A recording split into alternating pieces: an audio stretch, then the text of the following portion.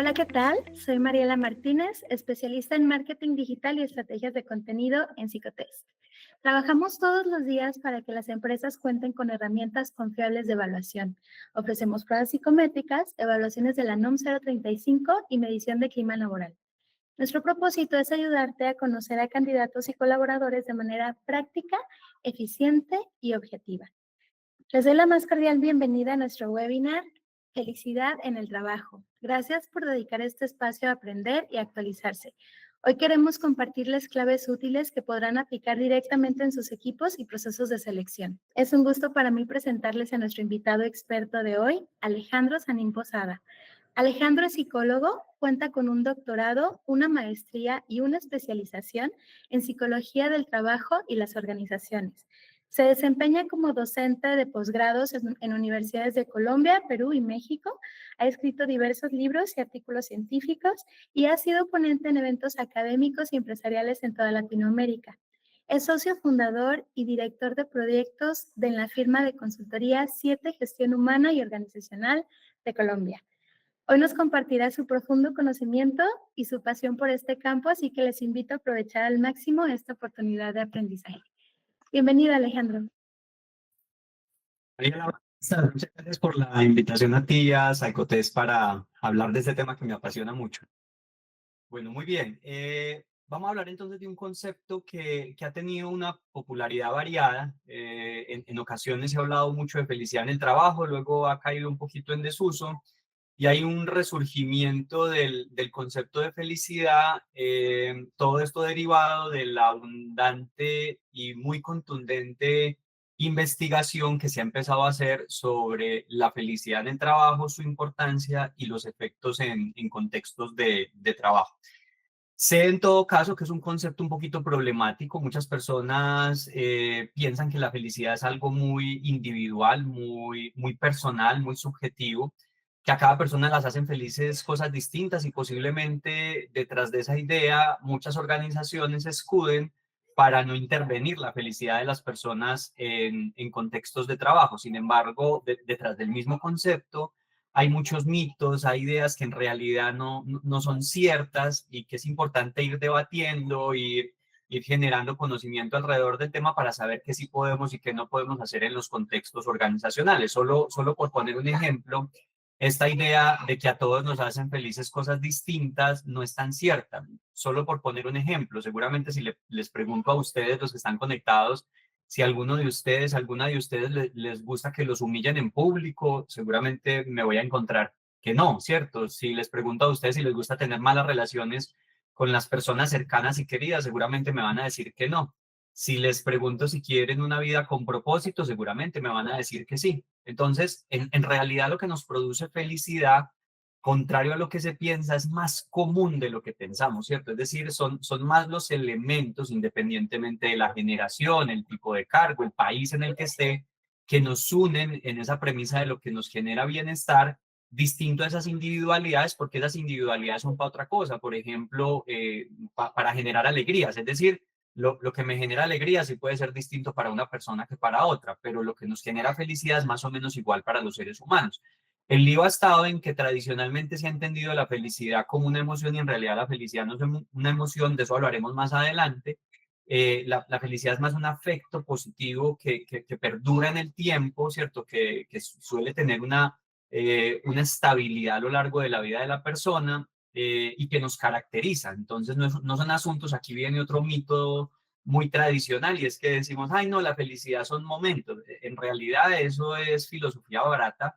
La felicidad no son momentos, porque la felicidad es un afecto que se conserva en el tiempo. Los momentos son momentos de alegría, los momentos son momentos de tristeza, los momentos son momentos de disfrute, de placer, etcétera. Entonces, una de las cosas que tenemos que empezar a aprender es que la felicidad más que una emoción es un afecto positivo. Pero repito, sobre eso hablaremos a continuación. Ahora, varias cosas tenemos que entender antes de trabajar la felicidad en las organizaciones y una de esas cosas que tenemos que entrenar es que una proporción importante de la felicidad depende de nosotros mismos, es decir, de nuestras acciones y de nuestro trabajo, lo que no es igual a decir que la felicidad es una decisión, que también es una frase bastante agresiva. Imagínense una persona con un trastorno depresivo y que le digamos que la felicidad es una decisión. Entonces, además de su depresión, que muchas veces tiene un sustrato biológico en el cual la persona biológicamente no es capaz de sentirse bien, eh,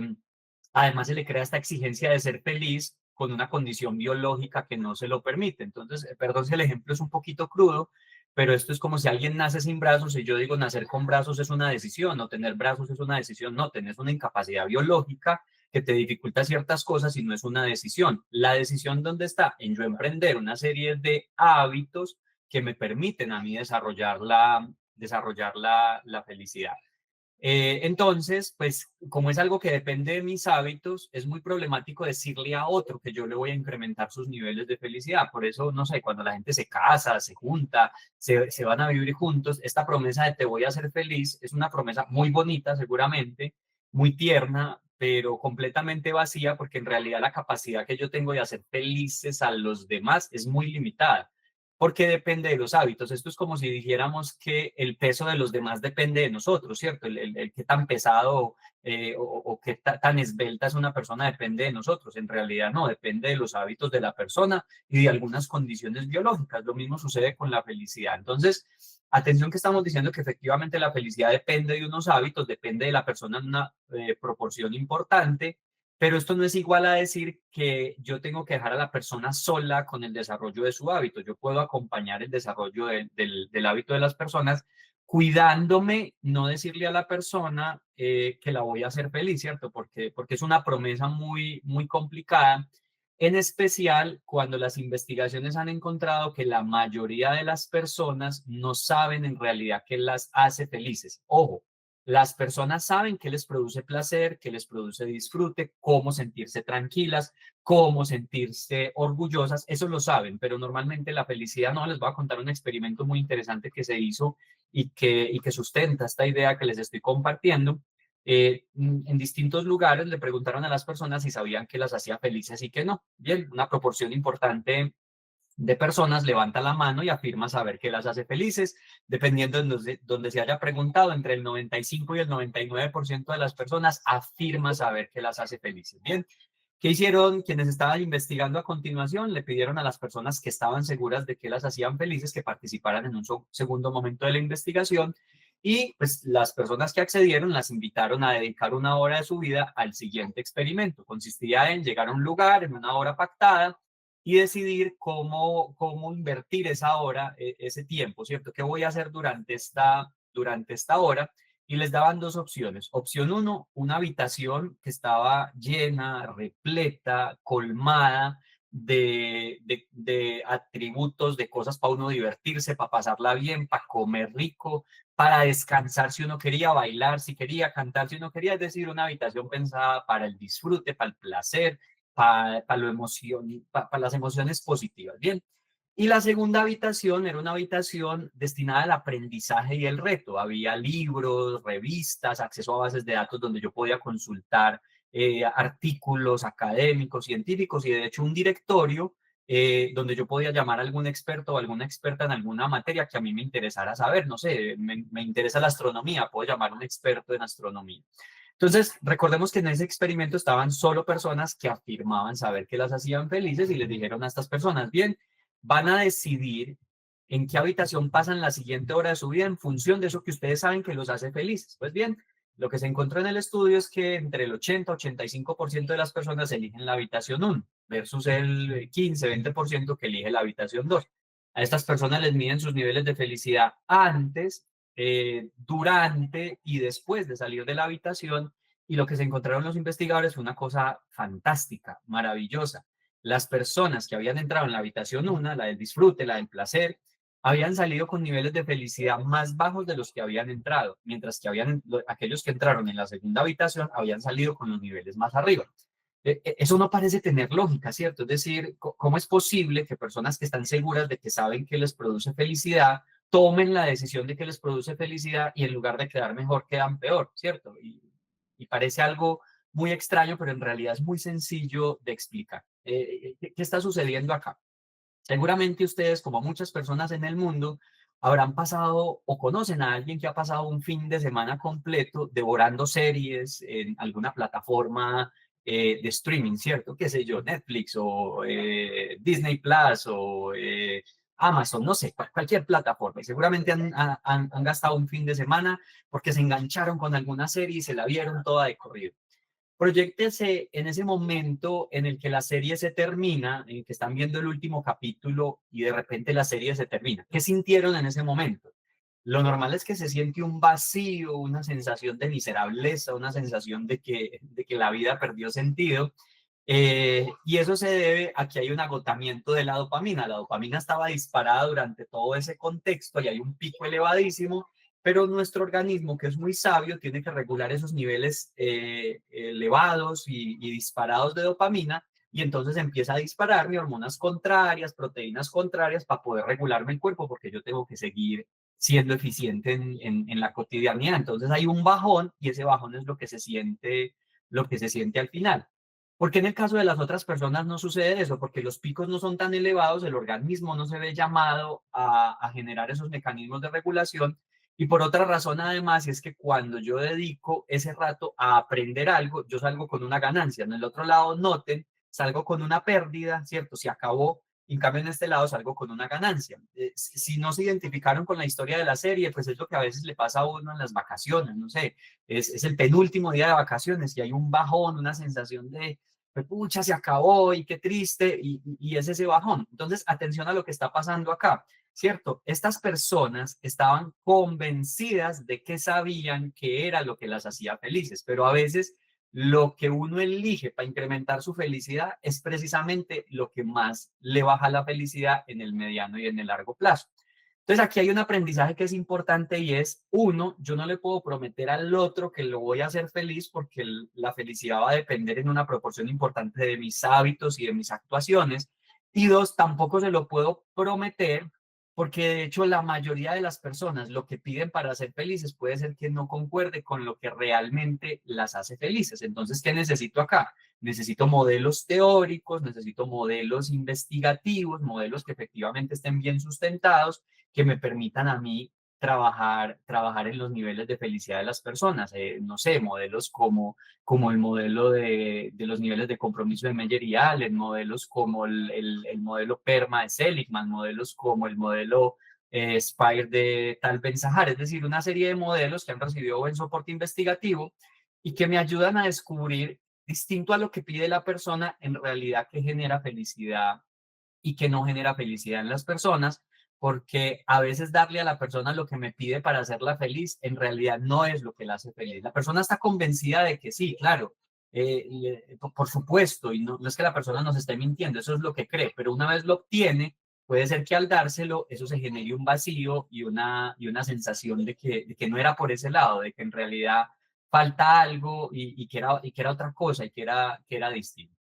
Ahora bien, ¿cómo estamos entendiendo la felicidad? Primero, y esto rápidamente, sobre todo si hay personas aquí conectadas que no son psicólogas, psicólogos, la felicidad no se entiende como una emoción, entonces en términos temporales rápidamente las emociones son de muy corta duración, algunos segundos, minutos, máximo minutos.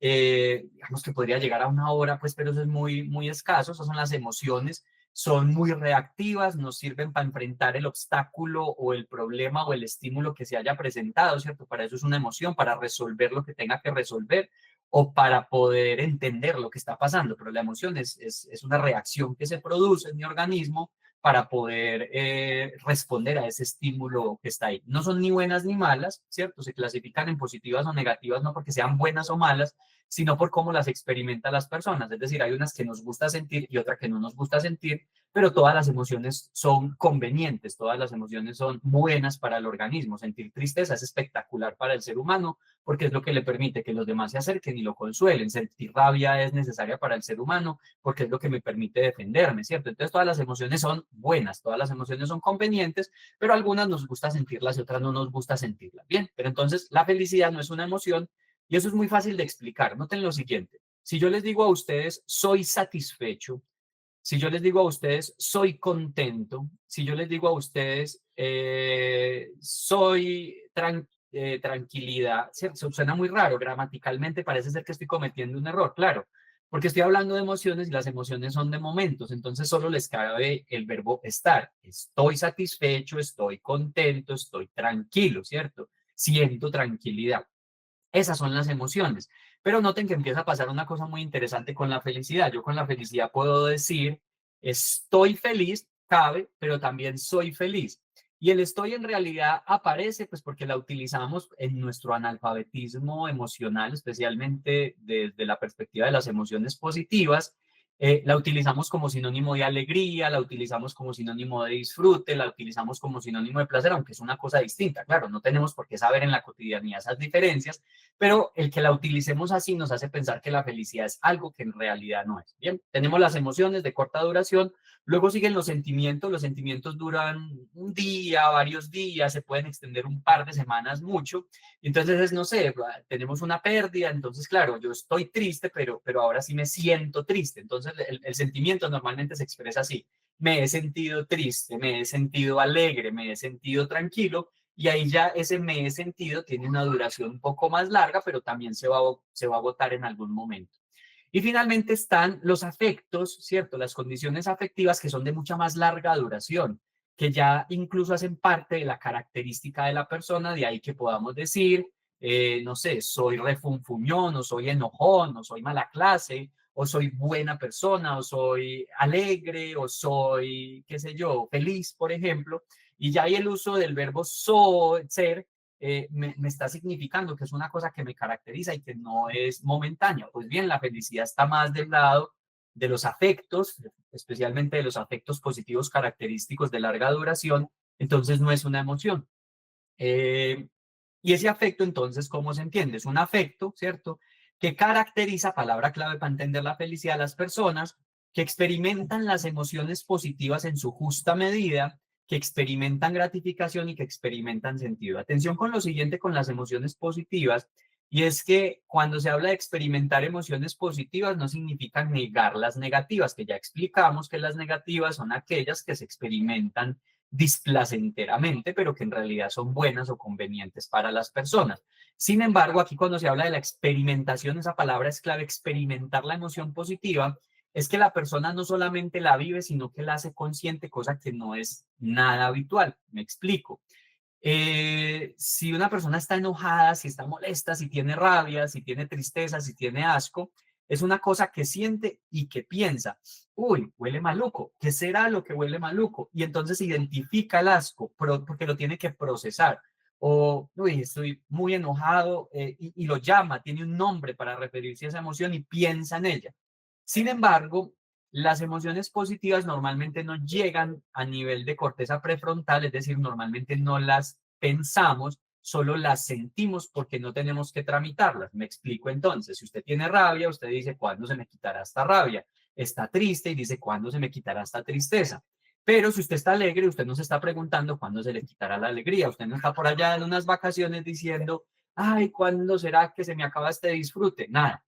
Y eso significa que, y eso explica un poco el analfabetismo en las emociones positivas, y es como nos da igual la diferencia entre placer y disfrute, porque igual la estoy pasando bien, entonces no me preocupo por cómo se llama lo que siento, pero sí necesito saber si esto es rabia o es tristeza o una mezcla de ambas, porque lo tengo que tramitar. Es decir, las emociones negativas por asuntos evolutivos generan un foco atencional, porque ese foco atencional es lo que nos permite resolver eso displacentero o eso que nos está generando, esa sensación displacentera.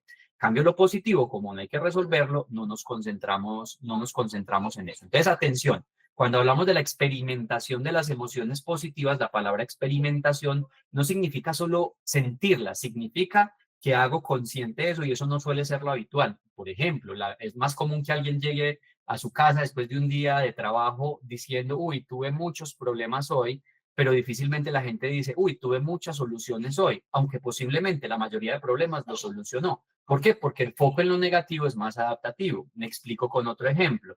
Si yo les digo que vi a alguien que iba en una motocicleta y que pasó a mucha velocidad y siguió y no se cayó, parece una historia muy insulsa, muy tonta, pues. Pero si yo les digo, y vi a alguien en una motocicleta y dio 3 vueltas en el aire, y esa sí es una historia. O mira, iba subiendo las escaleras y llegué arriba. No, iba subiendo las escaleras y me tropecé. Eso sí es una historia. ¿Por qué? Porque llama la atención sobre lo negativo, sobre lo atípico. Lo negativo es más atípico que lo positivo.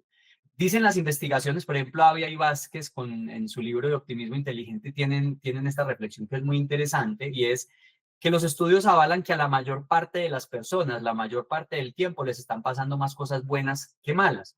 Pero precisamente entre más cosas buenas no suceden, más evidentes se hacen las cosas negativas, porque más llaman la atención.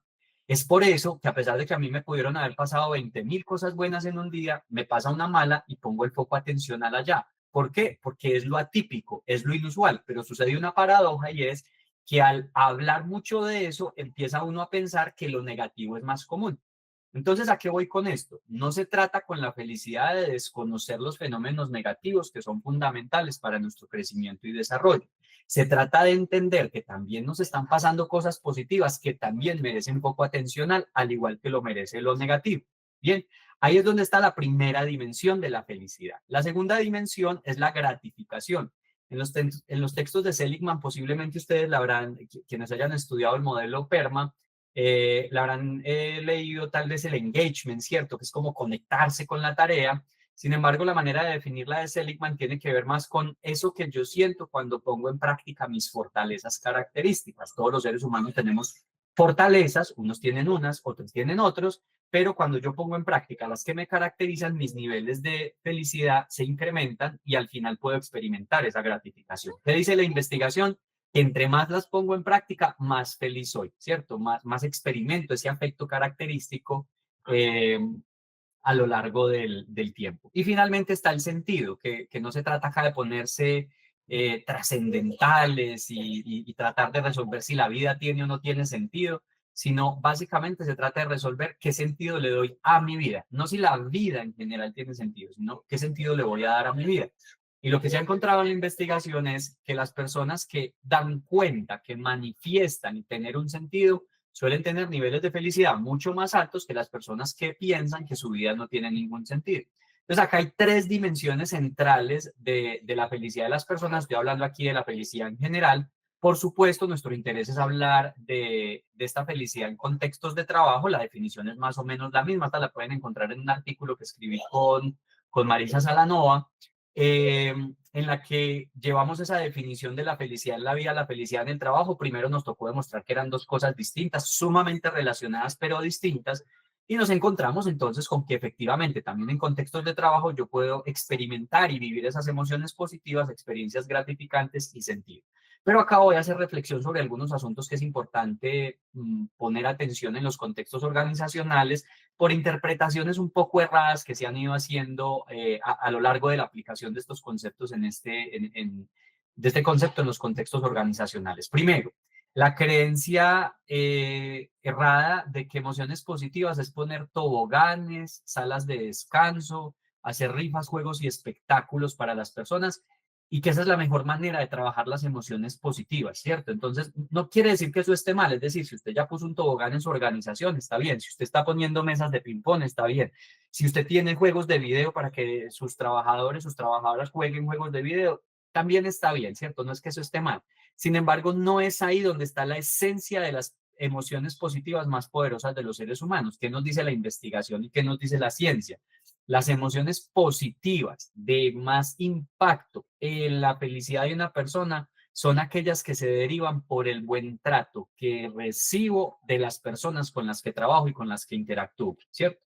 Es decir, usted bien podría poner una mesa de ping-pong en su organización para que la gente coja las raquetas y se den la cabeza, bien, pero en vez de tener mesa de ping-pong, usted podría trabajar arduamente para que la gente se lleve bien en la organización.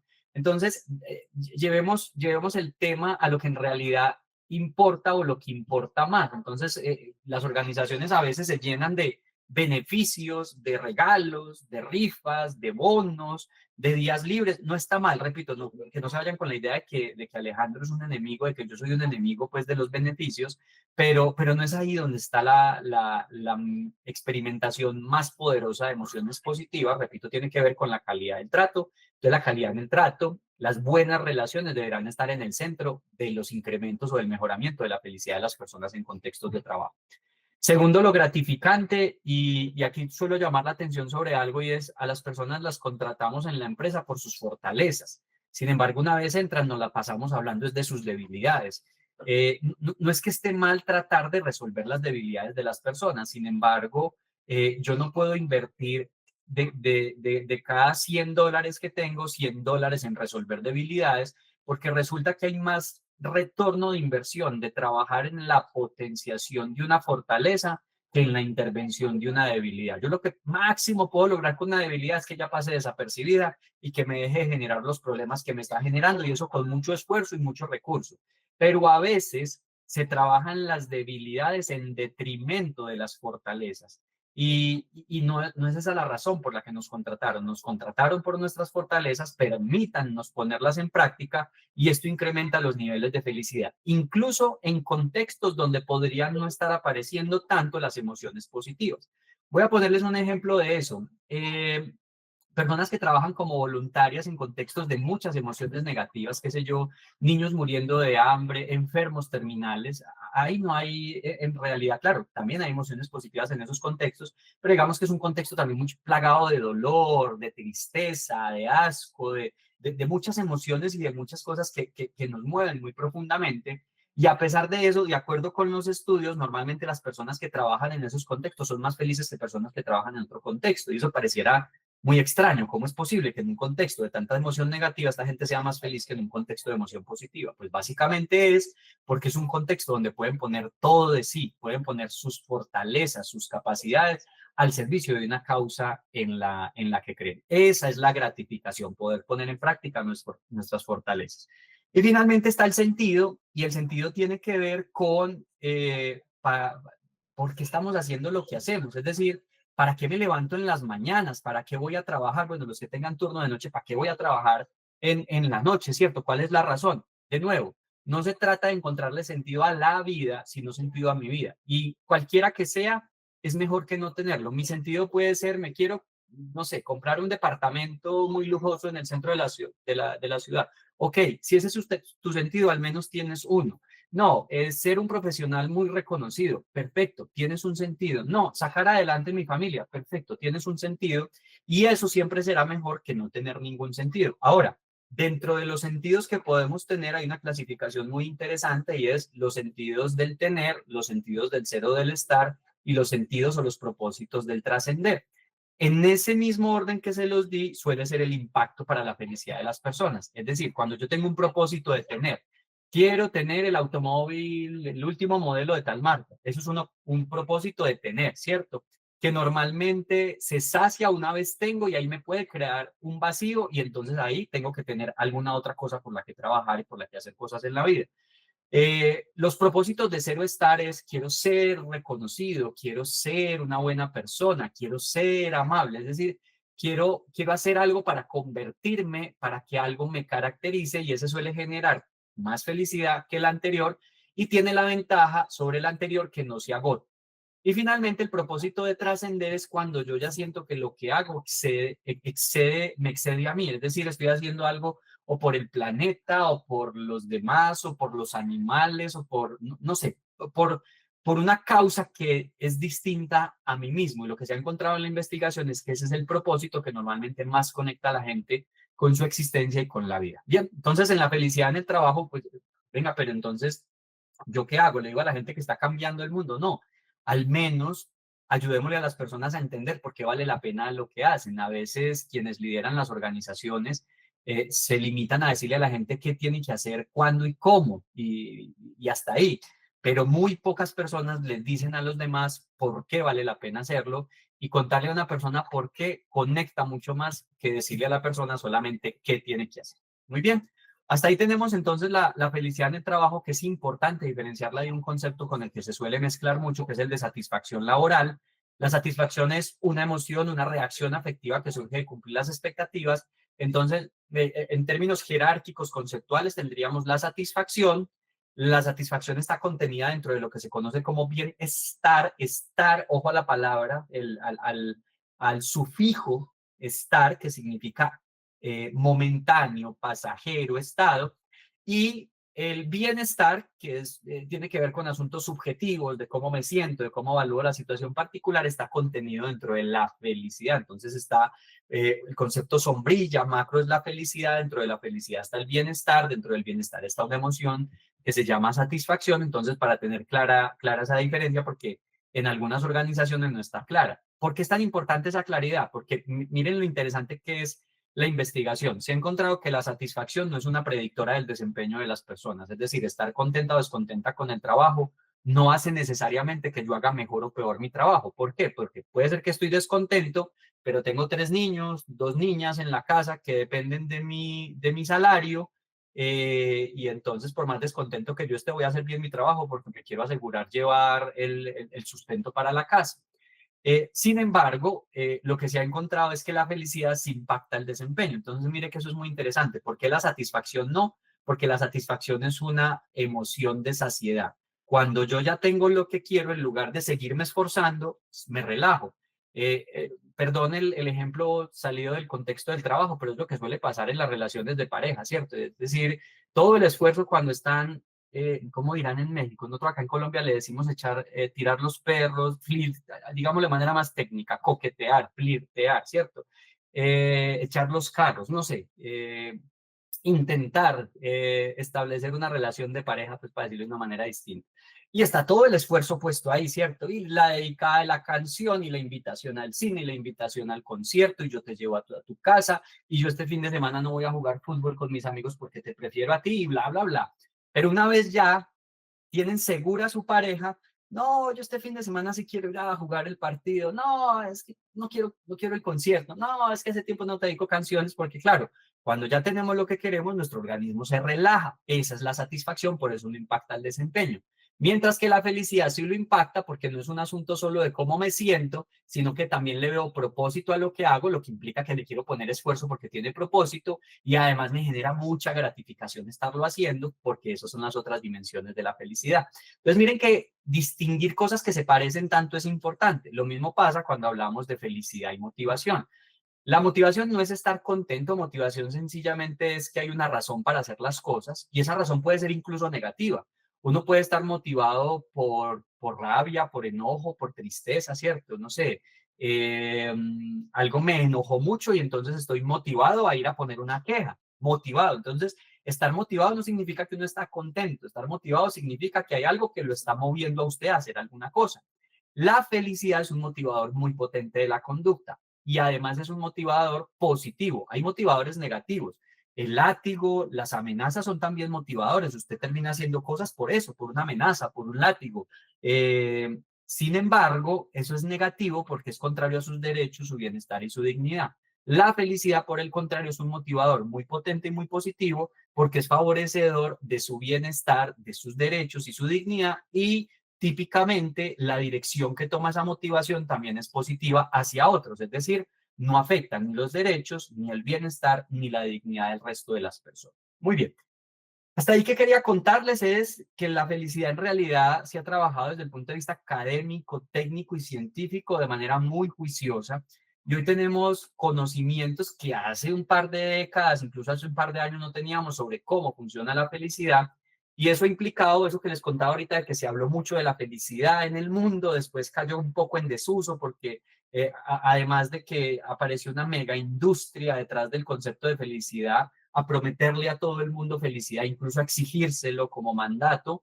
Eso después cae en desuso, aparecen las críticas que son naturales cuando se empieza a desarrollar y a trabajar mucho un concepto, pero ahora que se han aclarado un poco las aguas, que el sedimento ha vuelto al cauce del río, entonces ahora volvemos a tener mucha transparencia sobre lo que está pasando, y las organizaciones hoy están diciendo otra vez, hay que apostarle a la felicidad, ya que entendemos que sí tenemos cosas por hacer ahí, sin prometerlo. Es decir, yo no sé si a México llegó una tendencia que aquí en Colombia sí se dio mucho, y en algunos otros países latinoamericanos, de ya no llamemos a los jefes jefes con J, sino jefes con G, porque son gestores de felicidad, y eso es muy problemático, porque eso es ponerle a un líder o a una líder la responsabilidad de hacer felices a los demás, y eso no es cierto. Yo soy responsable de crear un contexto donde el otro puede incrementar la felicidad, pero hacer felices a los demás no.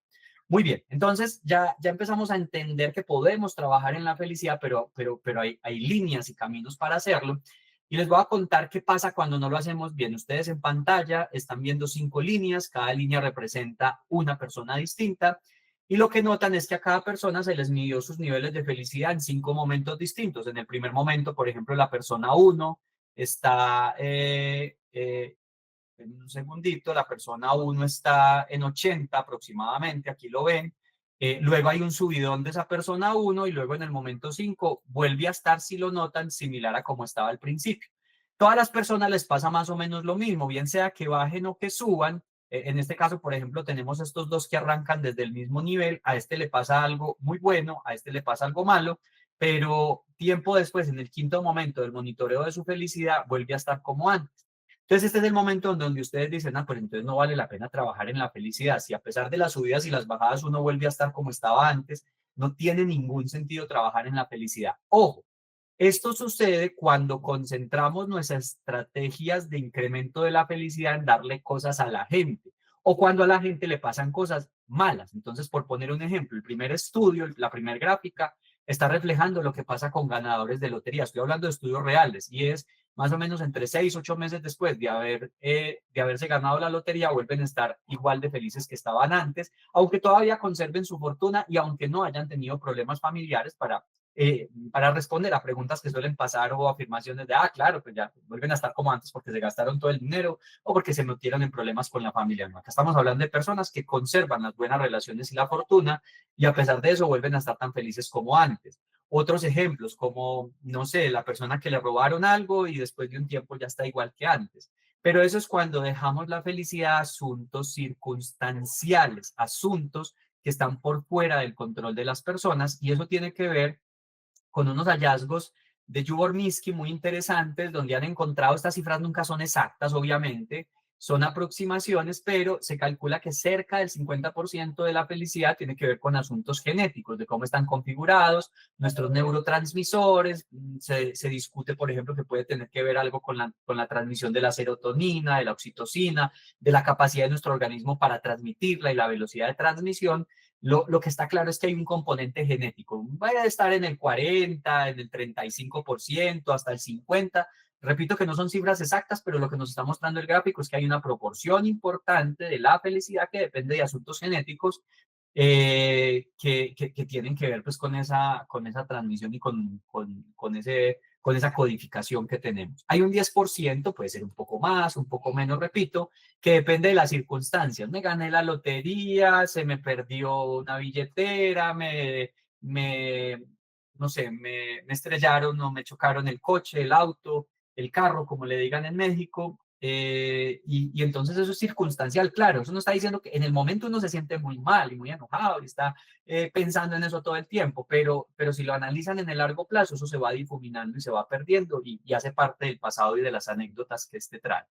Y finalmente está el 40%, que tiene que ver con aquí la búsqueda, yo por conservar el concepto que utiliza Sonja Dvorminsky, pero en realidad más que la búsqueda es mis hábitos, es decir, qué tanto trabajo yo para poder incrementar la felicidad. Sin esos hábitos, la cosa no funciona. Entonces, es ahí donde nosotros podemos intervenir, en los hábitos de la persona.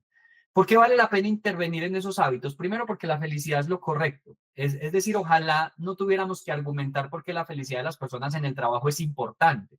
La felicidad es importante porque sí, y punto. Es el fin último, es lo que estamos buscando la mayoría de los seres humanos. No faltará de que diga, me encanta la miserableza y sentirme mal, pero la mayoría de seres humanos están buscando ser felices.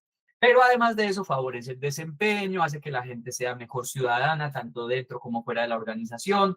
Se ha encontrado que las personas más felices suelen estresarse menos, suele verse también incrementos de la productividad asociados a las personas más felices y además las personas más felices son más saludables. Cuando se enferman normalmente se alivian más rápido y suelen vivir más años en promedio que las personas menos felices. Es decir, el mundo está repleto de argumentos y de investigaciones muy contundentes que nos dicen vale la pena trabajar en la felicidad. ¿Esto de quién depende? Las áreas de gestión humana, de recursos humanos, tienen que trabajar, pero no en hacer felices a las personas, sino en entregar herramientas, sensibilizar, verificar si sus prácticas y las condiciones de la cultura organizacional efectivamente favorecen o no el desarrollo de esos hábitos que incrementan la felicidad. Son responsables de monitorear eso para saber si tienen que intervenir y de articular todo esto con la organización. Quienes lideran no tienen que hacer felices a los demás, pueden inspirar, ser ejemplo, estimular, auspiciar, patrocinar, empoderar. No voy a ser feliz, pero también voy a ayudar en ese contexto. Y cada trabajador o trabajadora pues tiene que decidir ejecutar o no ejecutar los hábitos, tiene que hacerlos además y tiene también que estar monitoreando. Entonces noten que nos distribuimos la responsabilidad, a cada quien lo que le corresponde, pero en un contexto donde todo es posible. Ahora bien, ¿qué herramientas hay para incrementar la felicidad? Es decir, Alejo, está bien, ya descubrimos como organización que efectivamente vamos a trabajar la felicidad, pero nos queda una preocupación y es que si la felicidad no es darle, no sé, no es darle tacos a la gente en fin de año, si la felicidad no es darle un día de vacaciones extra a la gente en fin de año, si las vacaciones, si la felicidad no es poner un tobogán en la organización, entonces, ¿qué es? ¿De dónde viene? ¿Cuáles son esos hábitos de los que estás hablando desde que empezaste? Entonces, aquí viene la respuesta. La lista que ustedes ven acá, yo para mi tesis de doctorado tuve que probar con experimentos estas estrategias. También las han utilizado otros investigadores e investigadoras alrededor del mundo y se ha encontrado más o menos lo mismo que encontré yo en estos contextos más latinos. Y es que esto sirve para incrementar la felicidad. Entonces se las voy a explicar rápidamente para que se vayan con la idea. Las estrategias que ustedes van a escuchar acá se probaron experimentalmente, también de manera aplicada y práctica. Experimentalmente significa que es de la misma manera en la que se prueba un medicamento. Qué sé yo, a un grupo seleccionado aleatoriamente le doy el medicamento, a otro le doy un placebo, a otro no le doy nada y a otro lo pongo a esperar, ¿cierto? El famoso waiting list group del que se habla en la investigación de las ciencias sociales. Entonces, es pura experimentación y yo les voy contando cuáles fueron esos experimentos. En el caso de agradecer, puse a las personas, bueno, y otros autores en otros lugares del mundo, autoras también, a que dedicaran un minuto al día, no mucho más que eso, a pensar en algo que les hubiera sucedido en el día y agradecer por eso. Ojo, no tenían que ir a agradecerle a la persona, bastaba con que lo escribieran, con que escribieran una palabra o una frase que resumieran eso que agradecían.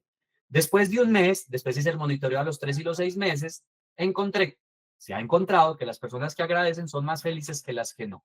Y eso se debe a que cuando agradecemos suceden dos cosas. Uno, hay un foco en lo positivo, que ya dije ahora no suele ser lo más común, no lo hacemos automáticamente, hay que esforzarnos para eso. Y dos, cuando agradecemos, al menos momentáneamente, dotamos nuestra vida de sentido. ¿Por qué? Porque cuando yo agradezco me doy cuenta de que una persona hizo algo bueno por mí. Y si alguien hizo algo bueno por mí es porque mi vida, al menos en ese momento, vale la pena. Entonces dota de sentido mi existencia. Identificar los logros, mismo experimento, solo que en este caso se le pedía a las personas que pensaran en su vida, en su día cotidiano y algún logro que hubieran tenido. No tenía que ser una cosa excepcional ni salía pues de lo normal, bastaba con que la persona considerara que había sido un logro y lo que se encontró es que las personas que hacían eso incrementaban sus niveles de felicidad versus los que no lo hacían. ¿Eso a qué se debe o por qué se da? Porque cuando identificamos un logro podemos saborearlo, podemos paladearlo, podemos degustarlo de nuevo, volver a experimentar lo que sentimos cuando vivimos el logro. Y además porque se crea un contexto donde está bien hablar de nuestros logros que no suele ser lo común. Es decir, no está bien visto socialmente hablar de nuestros logros, sí de nuestras penurias, nuestras penas, nuestras tristezas, nuestros malestares, y ahí nadie nos va a decir nada. Pero si de repente nos da por hablar de un triunfo o un logro de nosotros, nos van a decir presumidos, ¿cierto? Entonces es mejor reservarnos nuestros logros y no estar hablando de ellos. En este contexto de la investigación, como se abrió ese contexto donde podíamos hablarlo, se le permitió esa experimentación de emoción positiva a la persona, concentrarse en eso, degustar su logro y además también una conexión con el sentido porque le hacía a la persona ver que valía la pena hacer lo que estaba haciendo. Identificar las fortalezas, se ha encontrado que aplicar las fortalezas incrementa la felicidad, que ya se los dije ahora, pero hubo un accidente científico y es que les pasaron un cuestionario a las personas para medir sus fortalezas, les entregaron el resultado antes de ponerlos a hacer la actividad que les iba a incrementar la felicidad, pero se dieron cuenta que el solo hecho de haberles medido las fortalezas les incrementó la felicidad. ¿Y eso por qué se explica? Porque es más probable que yo haga cosas que me generan gratificación. Si conozco mis fortalezas, así no tengo ni idea para qué soy bueno. Por supuesto, además tengo que aplicarlas. Sería muy tonto si yo tengo fortalezas y no las aplico, pues, pero la idea es aplicarlas, incrementar los niveles de felicidad. Esta tal vez no la tengo que explicar mucho, que es conectarse con otros.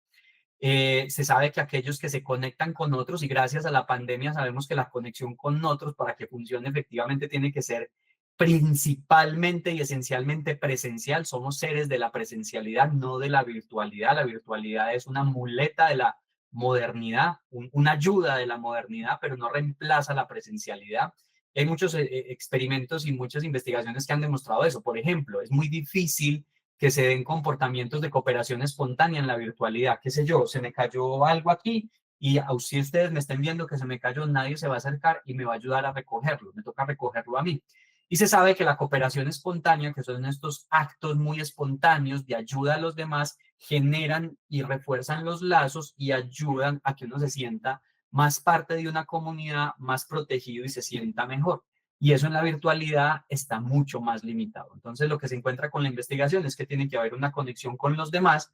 Otro experimento, acá si me lo permiten, no me gusta mucho hablar desde la opinión, sino desde la ciencia, pero aquí desde la opinión, esto es de lo más bonito que hay, de lo más hermoso, y es la amabilidad. Se encontró en la investigación que las personas que conscientemente son amables y bondadosas son más felices que las que no. Y no es al revés, no es que como soy feliz soy amable, sino que se encontró esa causalidad y es ser consciente y ejecutar conscientemente conductas amables también incrementa los niveles de felicidad. Esto se debe a que como seres sociales, cuando somos amables, estamos refrendando, estamos diciendo, triunfamos como especie, si a esto le puede llamar triunfo, pero triunfamos como especie a partir de hacer cosas buenas por los demás. No fue maltratando al otro que triunfamos como especie, no fue pasando por encima del otro que triunfamos como especie, fue compartiendo y ayudando al otro que triunfamos como especie y logramos superar épocas muy críticas en las que casi desaparecemos como seres humanos. Entonces, cuando yo soy amable, me conecto con esa esencia y al conectarme con esa esencia se manifiesta todo el sentido, toda la gratificación y todas las emociones positivas detrás de la amabilidad. Trabajar por una meta no requiere más explicaciones, nos dota de objetivo y de propósito, y sin propósito ya dijimos que es mucho más difícil ser felices. Por supuesto, el ejercicio físico. Si dentro de los que están escuchando hay personas enemigas del ejercicio físico, pues o su cuerpo es enemigo del ejercicio físico, al menos que no sean el lujo de ser sedentarios física y cognitivamente, ¿cierto? Yo entiendo que hay gente que dice, no, es que mis rodillas, y es que el sudor, y es que soy alérgico al sudor. Bueno, puede haber un montón de excusas, pero vamos a suponer que no son excusas y que son realidad, no se dé el lujo de ser al mismo tiempo sedentario cognitivo. Entonces hay que activarnos, ojalá cognitiva y físicamente, pero si no se puede físicamente, al menos cognitivamente. Y sonreír, ¿cierto? Se ha encontrado en la investigación que incrementar los contextos donde nos sonreímos ayuda. De hecho, yo hice un experimento, lo que pasa es que ya me quedé sin tiempo para contárselos, pero donde puse a las personas a morder un lápiz así durante 30 segundos, 3 veces al día, y las personas que hicieron eso incrementaron los niveles de felicidad. Si quieren saber por qué, en la sesión de preguntas les cuento por qué, porque ya debo ir terminando con lo siguiente. Y así, entonces, ¿qué hago en el trabajo? Usted se la pasó hablando de estrategias para incrementar la felicidad como en general. Sí, lo que pasa es que en el trabajo no hay misterio, es hacer exactamente lo mismo. Y noten una cosa, todo esto depende de nuestros hábitos. Quien tiene que agradecer para incrementar la felicidad soy yo, quien tiene que identificar los logros yo, quien tiene que saber para qué soy bueno o buena yo, quien las tiene que aplicar yo, quien tiene que conectarse con los demás soy yo, quien tiene que ser amable, trabajar por una meta y activarse soy yo, y quien tiene que sonreír soy yo. Entonces ahí es donde están los hábitos. Si yo no hago esto, por más que los demás hagan cosas por mí para incrementar la felicidad, eso no va a suceder.